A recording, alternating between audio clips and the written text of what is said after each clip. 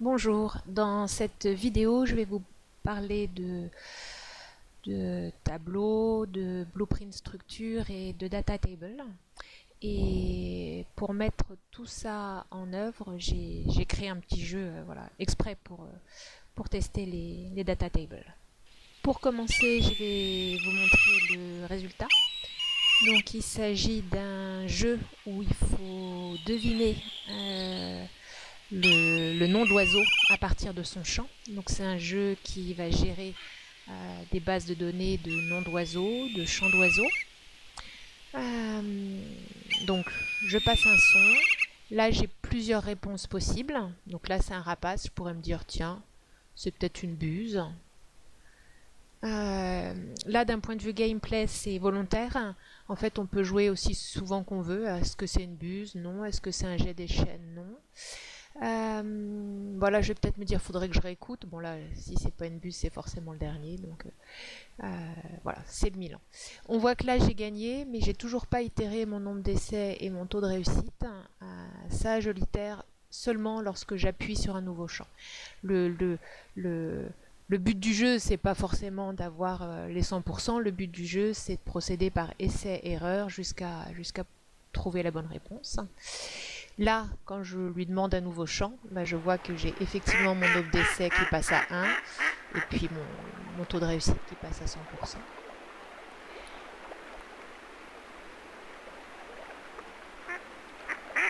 Bon, celui-là ici, il est assez facile, hein. Il n'y a pas grand-chose à... C'est bien un bon bruit de canard.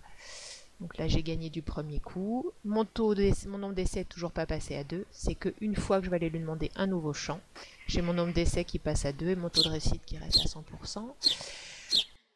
Voilà, c'en est encore un facile. Hein. On reconnaît notre petit moineau domestique. Qu'est-ce qu'on peut... Voilà, ce qu'on peut voir, les boutons, tous, ils changent de couleur quand on passe dessus. Et puis ils changent de couleur si on appuie dessus. Donc là, c'est le bouton pour relancer le champ. Il y a le petit cadre là autour de la photo qui participe du même principe que les boutons. Hein. Ce sont donc des boutons que j'ai fabriqués sous Photoshop. J'ai utilisé une nouvelle police, une police importée. Que dire d'autre? On va faire un nouveau champ, voir si l'inspiration me vient.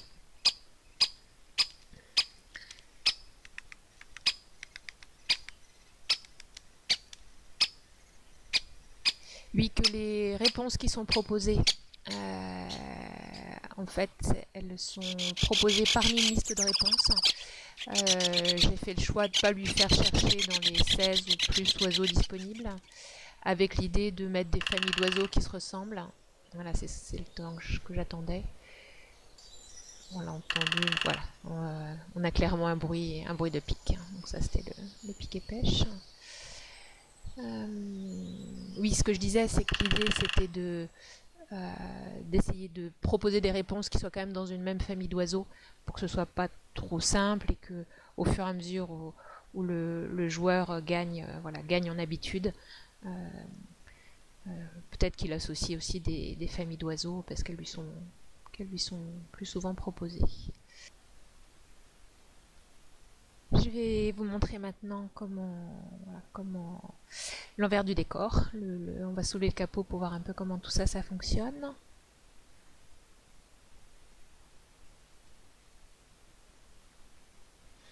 Alors, les bandes son, elles sont extraites d'un CD qui était fourni avec le livre Le Chant des oiseaux, un bouquin que j'ai acheté dans les années 2000.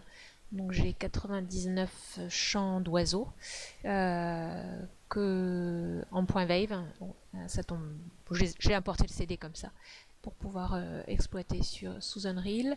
Donc au fur et à mesure, là je renomme mes chants d'oiseaux avec un numéro et un nom. Ça fait un peu double emploi, mais ça permet de ranger les choses. Voilà, de ranger les choses dans l'ordre tout en gardant une signification des fichiers. Ensuite, là, je vais chercher à la main au fur et à mesure des photos sur Internet.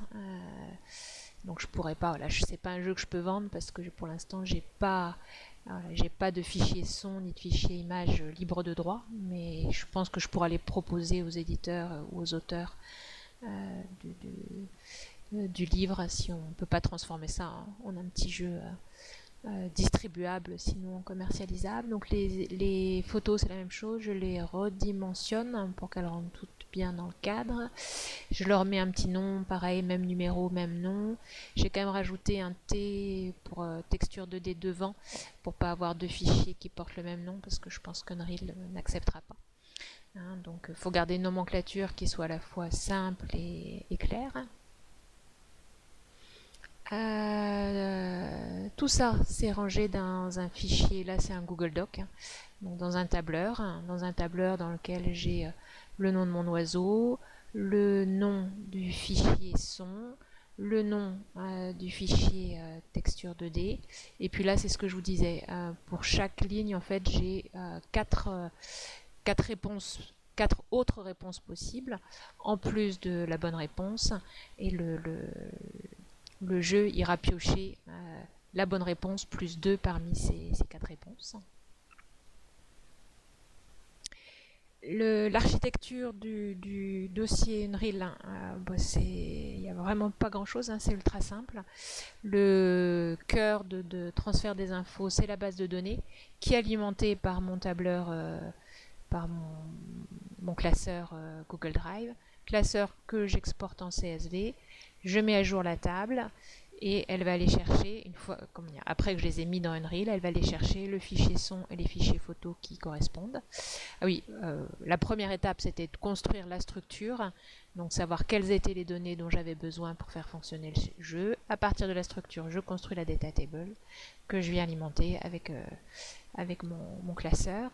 Et puis là, on a bien vu, c'est un jeu, c'est pas tout à fait un jeu 3D, on est plutôt en jeu 2D. Tout est piloté dans l'interface utilisateur qui va chercher les silhouettes d'oiseaux pour décorer le premier plan et puis les textures des boutons. Donc oui, je disais, il faut commencer par créer un blueprint structure. Donc dans ce blueprint structure, je définis les variables dont j'ai besoin. Ça c'est un peu redondant, mais voilà, pour me rassurer, comme c'est mon début, j'avais voulu garder une colonne ID avec le numéro de l'oiseau. Les noms des oiseaux, c'est des strings tout bêtes. Et puis mes fichiers son, c'est du Soundwave, et mes fichiers images, c'est des textures 2D. Donc à partir de mon blueprint structure, je peux construire une base de données, et on voit donc mes colonnes correspondent aux différentes variables qui sont rangées dans la structure. Et donc voilà, pour chaque ligne, j'ai le nom de mon oiseau, des réponses possibles, mon fichier son et mon fichier image qui sont attachés. Ça, c'est la partie designer de l'interface utilisateur, dans lequel j'ai mes boutons, les différents affichages, gagné, perdu. Ah oui, tout à l'heure, je disais que j'avais une nouvelle police. Là, ce qu'on peut voir, c'est que j'ai une police pour l'essentiel des textes et que j'ai une autre police un petit peu spéciale pour gagné, perdu. Et je suis même venue surligner d'une couleur un petit peu plus sombre le tour des mots gagné et perdu.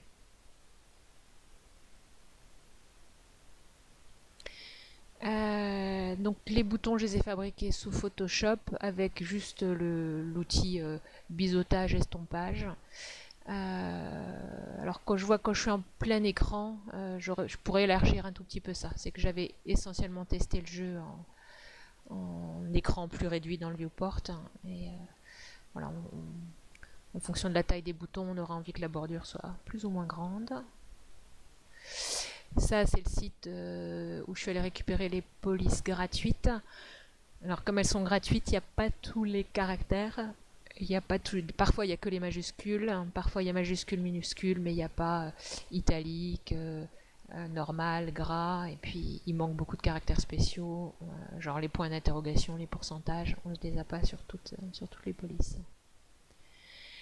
Le dégradé de l'interface, en fait, il est fait avec, il y a un type de matériaux spéciaux qu'on peut utiliser pour les polices, pour les images, pour les boutons.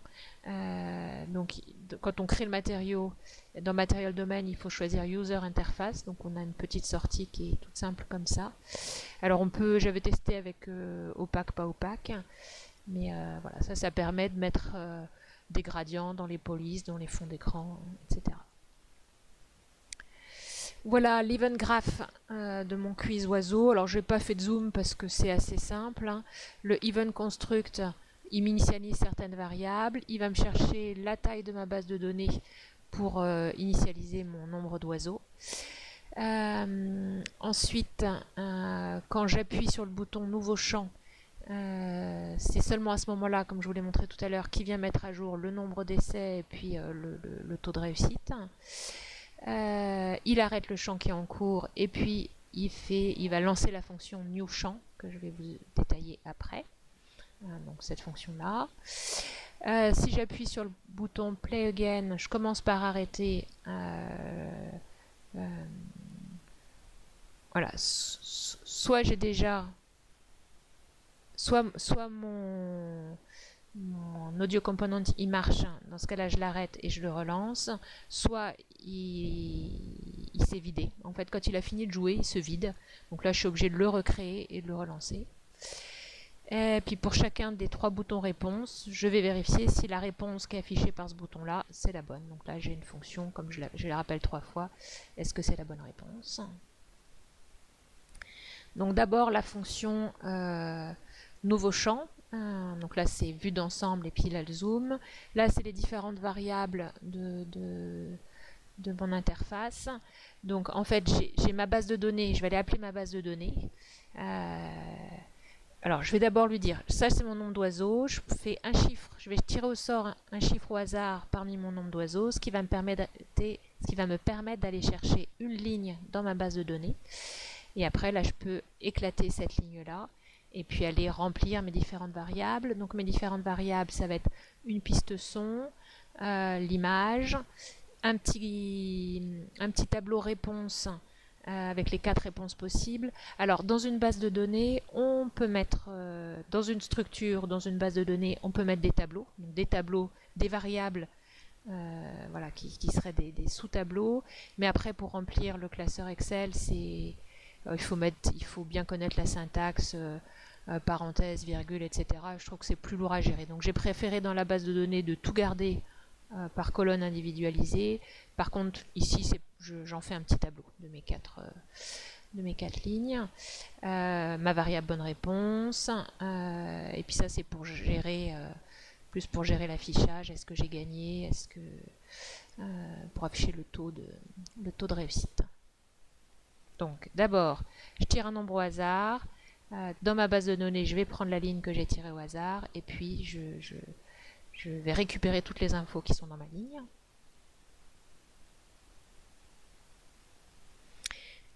Je vais remplir mon fichier audio avec le fichier audio, ma photo avec ma variable photo, ma bonne réponse avec le nom de l'oiseau, et puis là je fais un petit tableau avec mes 4 réponses.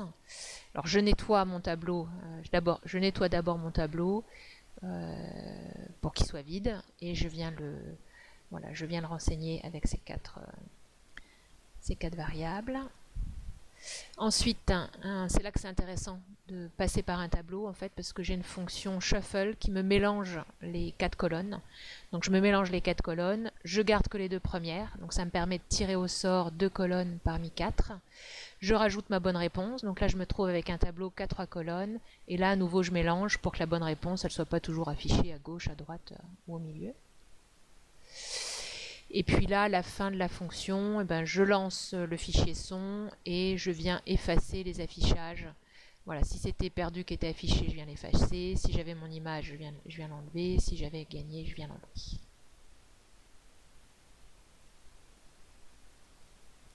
Ensuite, la fonction. Donc là, c'est pour chacun des boutons, je viens vérifier si la réponse qui est affichée, c'est bien la bonne réponse.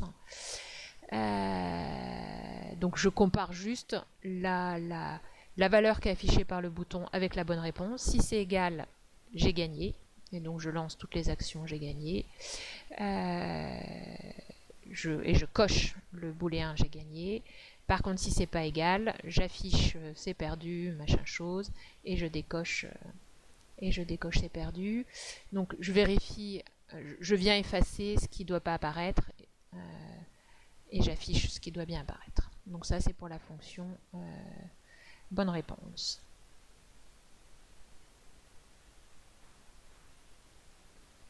La dernière chose que je voulais vous montrer, c'est comment mettre à jour la data table, comment enrichir le jeu avec de nouvelles possibilités, de nouveaux oiseaux. Donc là, on voit que la data table actuelle, il n'y a que 16 oiseaux. Alors j'ai préparé les fichiers images et les fichiers son. Donc là, j'ai 4 oiseaux de plus dans le fichier images. Et le chant des oiseaux, j'ai pareil, les quatre fichiers qui correspondent.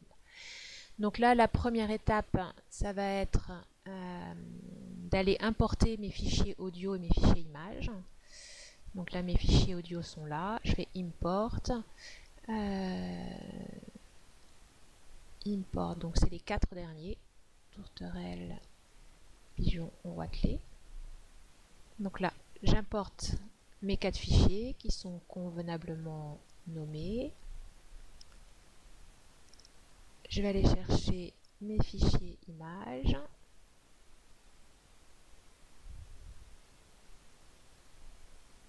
Donc pareil, les 4 derniers.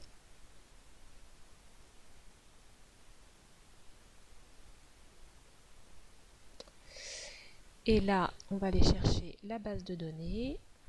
Donc, hop, ma base de données, elle est là. Donc là, c'est pour, je vais commencer à la remplir et puis je vais couper l'enregistrement pour pas que ce soit trop long. Donc je vais reprendre mon petit livre. La suivante, donc la 18, c'est la tourterelle turque. Donc là, j'ai fait une nomenclature où je prends, on revérifiera, mais donc à chaque fois je rajoute un numéro et j'écris le nom sans majuscule.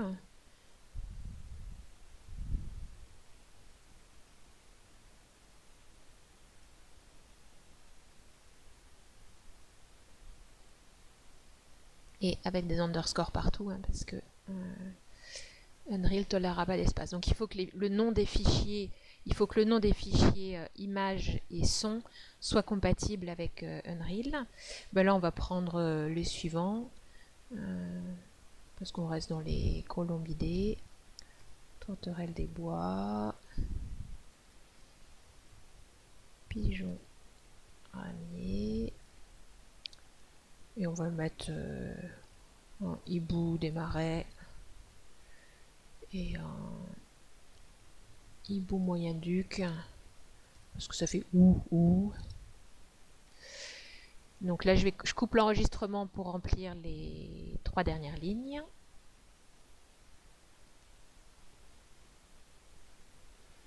Donc voilà, j'ai rempli les lignes suivantes. Je vais venir vérifier mes noms de fichiers. On va réduire un peu ça. Voilà, qu'il n'y ait pas d'erreur de frappe. Donc, tourterelle turque, tourterelle turque, tourterelle des bois, pigeon ramier, et la roitelet triple bandeau, j'ai oublié le 20. Donc là, il faut vraiment que les noms soient exactement les mêmes que ceux des fichiers, pour qu'Unreal aille me les retrouver. Et puis le fichier son.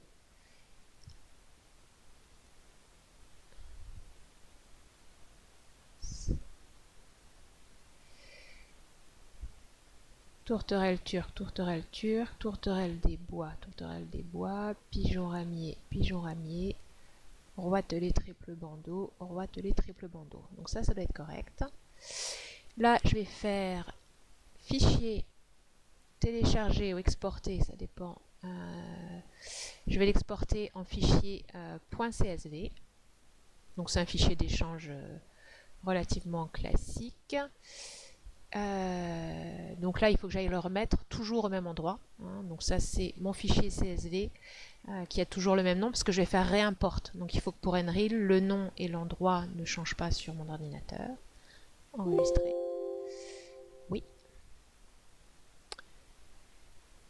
Et puis là, alors je vous remontre. Donc on a bien importé tout à l'heure les nouvelles images, les nouveaux fichiers son. Mon fichier data, là, j'ai que mes 13 lignes. Voulez-vous... Non, cancel. Je vais juste fermer celui-là. Je sais pas, je dois avoir d'autres fichiers, je ne vais pas faire de bêtises. Et donc là, je viens sur mon fichier data, je lui fais réimport. Faire un petit save all. Et là, pouf, il m'a réimporté les 4 lignes. Donc là, je viens juste vérifier que j'ai pas d'erreur. Je viens vérifier qu'il a bien retrouvé tout seul mon fichier son, mon fichier image pour mes nouveaux imports. C'est comme ça que je vérifie qu'il n'y a pas de, voilà, qu'il n'y a pas d'erreur de frappe. Et donc là, qu'est-ce qu'il veut? Oui, on va lui dire yes. On peut relancer un petit coup le jeu pour vérifier qu'on a bien 20 oiseaux au lieu de 16. Donc voilà, mon nombre total de champs disponibles, il est passé de 16 à 20. Et voilà, ça fonctionne très bien.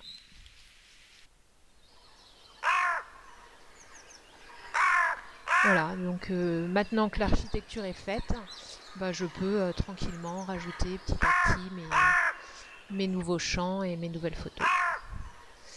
Alors oui, bah ça c'est le random. Je peux avoir 2 fois de suite le même champ. Puisque bon, je pourrais rajouter des clés pour éviter d'avoir 2 fois de suite le même champ, mais c'est pas si gênant que ça. Et donc là on voit, alors là ça va être le jeu. Donc ça fait partie des nouveaux que je viens de rajouter, que j'ai pas écouté depuis longtemps. Donc je sais que c'est pas la tourterelle des bois. Ça pourrait peut-être être la tourterelle turque, je penche pour le pigeon rami. Voilà, donc là, vous avez vu en live, hein, c'est la première fois que je viens d'apporter la base de données, donc c'est la première fois que je joue avec ce chant et cet oiseau. Voilà, bon ben sur ces petits chants de martinet, je m'arrête là pour cette démonstration.